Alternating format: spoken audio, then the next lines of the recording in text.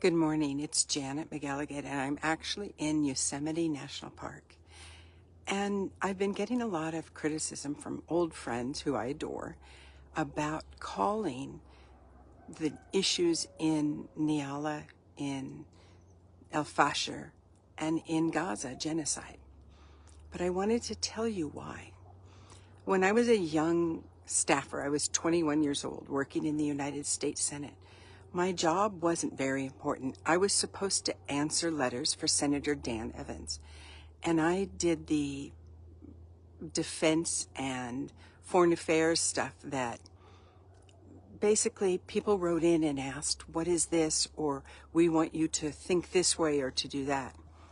And so one letter came across my desk and it said, we want you to ratify the genocide treaty. I didn't know what it was.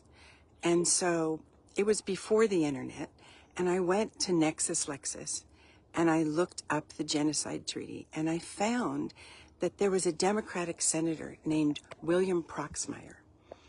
And Senator Proxmire got up every single day from the time he was elected. So for almost 20 years by the time I heard of him. And every day he spoke on the importance of the ratification of the Convention on the Prevention of Genocide. That's kind of the wrong term, but that was the genocide treaty. So I picked up the phone and I called Senator Proxmire's office because there wasn't any information that I could find about whatever this was. And I said, could I speak to whoever is in charge of the genocide treaty information? And they put me through to the chief of staff. Well, I was a punk kid, and it scared me that they put me through to the chief of staff of the U.S. Senator, and one that was so important. And he said, no, you can come. Aren't you Republican, though? And I said, yes. And he goes, yes, please come.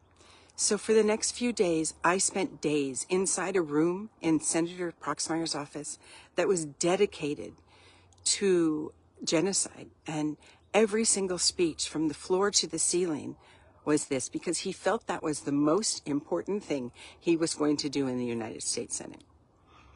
Well,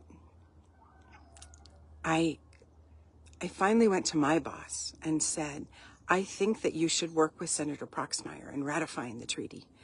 And the chief of staff of Senator Proxmire's office helped me write a position paper to give to my boss. Senator Evans joined hands with Senator Proxmire, and after this treaty had languished in the United States Senate for almost 40 years, actually more than 40 years, the United States got this treaty out of the committee. It went to the floor of the Senate, and the United States signed it 40 years after the Holocaust. So when people tell me I don't know what genocide is or what I'm talking about, let me tell you what I learned. I learned that one person can make a difference. And if I don't speak up, and if you don't speak up, when you see that something's wrong, then we're a part of what's wrong.